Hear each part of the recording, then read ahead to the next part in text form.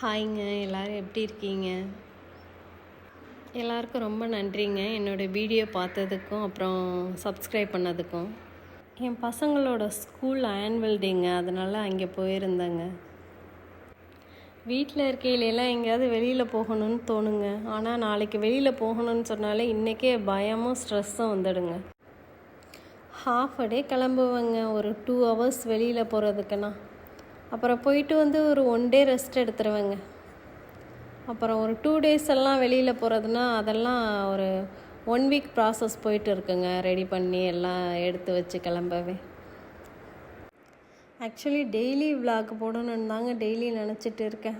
நினைக்கிறதோட சரிங்க. அதுக்கப்புறம் எப்போவாவது இந்த கோலம் போடுறது மட்டும் இப்போ வீடியோவாக எடுத்து பழகிட்டேங்க. அதனால் இது மட்டும் அப்பப்போ செஞ்சிட்றேன். அதுக்கு மேலே செய்கிறதுக்கு முடிய மாட்டேதுங்க.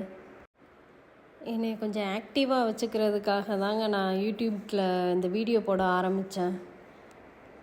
ஆனால் இந்த யூடியூப் வீடியோ போடணுன்னே ஒரு 10 வருஷமாக திங்க் பண்ணி எப்படியோ இப்போ ஒரு 1 மந்த்தாக போட்டேங்க. ஆனால் அதையும் கொஞ்சம் ரெகுலராக ஃபாலோ பண்ணுறேன். கன்சிஸ்டன்சியாக போடுறத நினச்சா கொஞ்சம் எனக்கே பெருமையாக தாங்க இருக்குது. அப்புறம் இந்த ரங்கோலி கோலம் தாங்க போட்டேன் இன்றைக்கி எங்கள் வீட்டில். ப்ரான் கிரேவி ஒன்று போட்டிருக்கேங்க. அது ட்ரை பண்ணி பாருங்கள், நல்லாயிருக்கும். உங்களுக்கு பிடிச்சிருக்காங்க.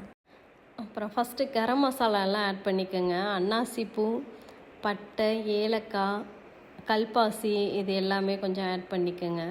அப்புறம் சின்ன வெங்காயம் குவான்டிட்டிக்கு ஏற்ற மாதிரி ஆட் பண்ணிக்கோங்க. இல்லை பெரிய வெங்காயம் வேணாலும் அதுவும் ஆட் பண்ணிக்கலாங்க. ஒரு தக்காளி போட்டுக்கோங்க போதும், தக்காளி ரொம்ப வேணாம்.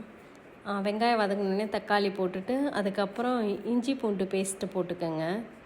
அதுக்கப்புறம் கொஞ்சமாக பெப்பரு, சீரகம், ஒரு 2 காஞ்ச மிளகாய் கொஞ்சம் ஃப்ரை பண்ணிவிட்டு அப்படியே மிக்சியில் அடிச்சுட்டு அதை போட்டுருங்க வறுத்துட்டு.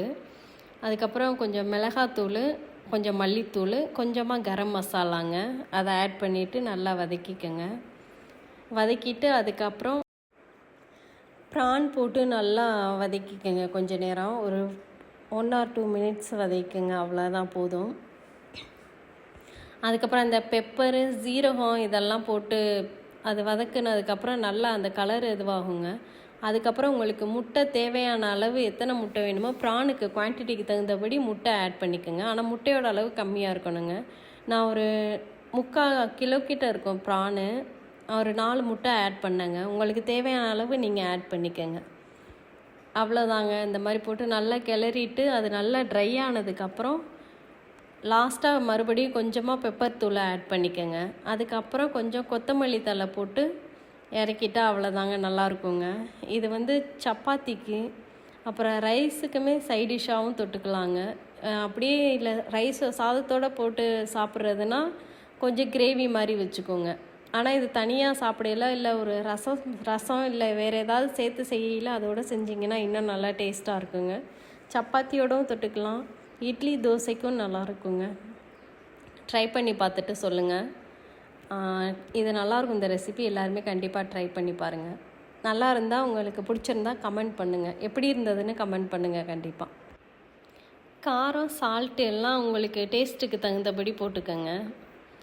ஓகே தான், கொஞ்சம் காரமாக இருந்ததுன்னா இன்னும் நல்லாயிருக்குங்க. ஓகேங்க, என்னோடய வீடியோ பார்த்ததுக்கு உங்கள் எல்லாருக்கும் ரொம்ப தேங்க்ஸுங்க. தேங்க்யூங்க. பாய்ங்க.